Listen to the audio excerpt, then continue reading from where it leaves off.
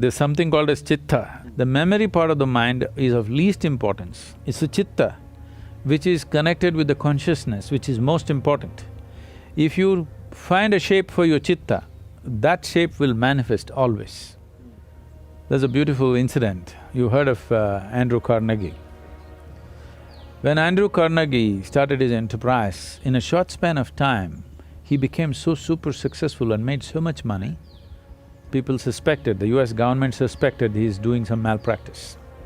They set up a Senate investigation committee. So they questioned him in every way possible and they found nothing wrong with his business. Then they asked, how do you manage to make so much money and be so successful? So Andrew Carnegie said something very simple. See, I can keep my mind focused on something for 5 minutes at a stretch. 5 minutes.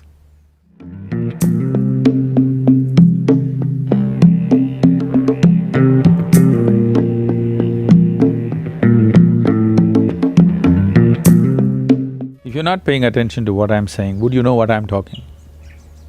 No. That's so with every aspect of life, isn't it? Yeah. If you're not paying attention to it, you don't know what you're eating, you don't know what you're breathing, you don't know what's happening. Most people will not notice the fragrance of the flowers or anything, they're just walking through like rocks. Or let me say a bull because they want to, a bull is worshipped in the stock market. So, it's a evolutionary fallback. If you walk like a bull or a bear, it's an evolutionary fallback. You evolved to be a human being, taking millions of years, now you don't want to fall back. To be human means, what is unique about a human being is, we do the same things what the other animals do. It is just that all that the animal can do, we do the same things, but we can do it consciously. That's a big difference. And doing anything consciously will not come if you don't have sufficient attention towards things that you do or things that you do not do. Especially things that you do not do, you must have absolute attention towards those, otherwise they'll creep into you.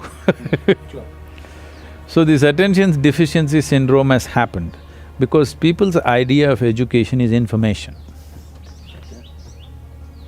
Right now, the whole idea of human education system has become heaping you with information. The more information you heap upon on any mind, or let's say starting from childhood, the more he will develop aversion to attention. Because without knowing anything, information gives you a false feeling that you know everything. This has become a fashion now. Today, if you're invited for a dinner party, you Google out information about the 100 billion galaxies, they've all been numbered and named and all that, okay? That 566BZ, that galaxy, about that you know some information.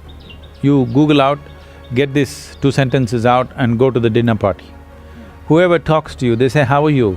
Hey, do you know about this galaxy which is a trillion light years away, which is a BB whatever? And you talk about it, everybody thinks you're smart. There's a whole problem with the world right now.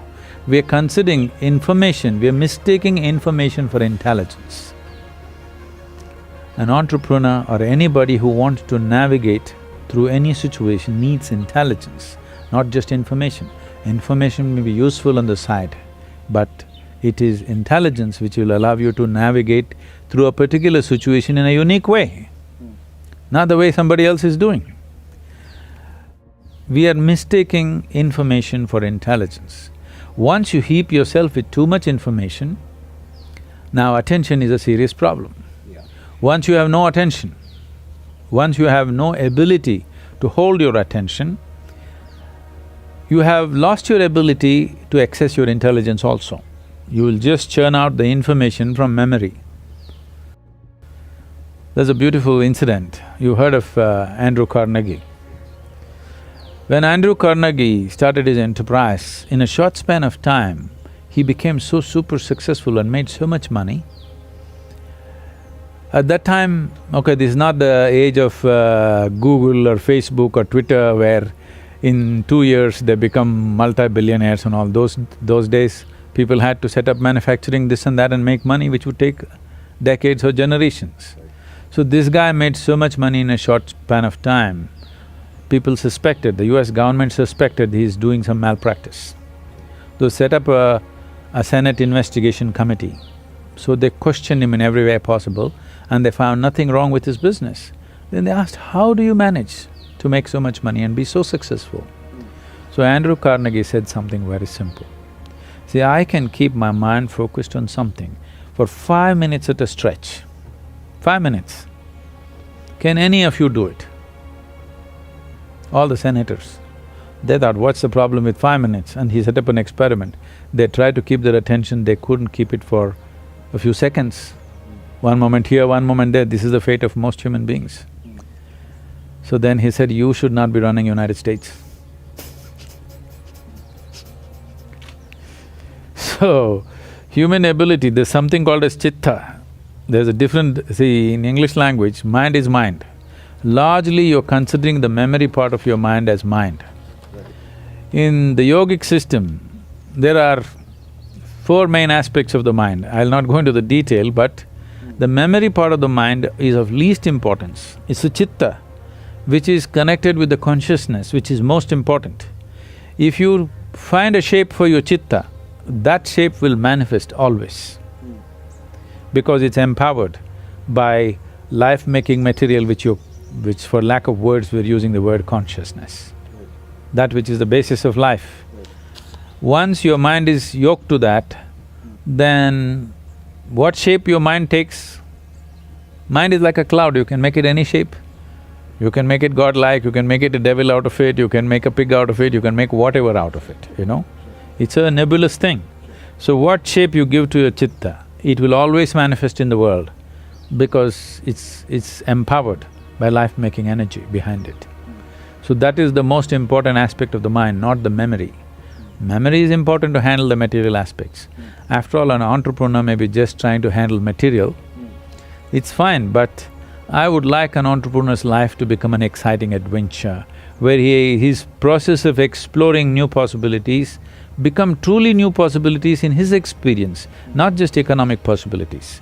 And that possibility is there in an entrepreneur's life, that he can turn his entrepreneurship into a spiritual possibility and a spiritual growth, or growth of the being itself, which I feel everybody should explore. That's why we're trying to bring a spiritual element.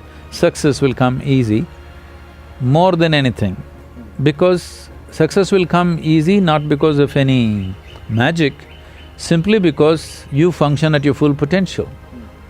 With more information means something that is not yours, you attach it to your memory and identify yourself with it. The more you do that, the less effective you become. But right now, our whole idea of education is information, and there is internet. A 12-year-old child knows what is the name of the galaxy up there, a trillion light years away, which is not good for him. Because this is not knowledge, this is not of any usefulness, this is only for boastfulness. And above all, it'll take away your ability to pay attention, because the basis of attention is you realize that you do not know even a speck in the universe properly. In its entirety, you do not even know an atom. That's why you can pay attention. If you think, I know this, you cannot pay attention. It's the arrogance of information which will bring you attention deficiency.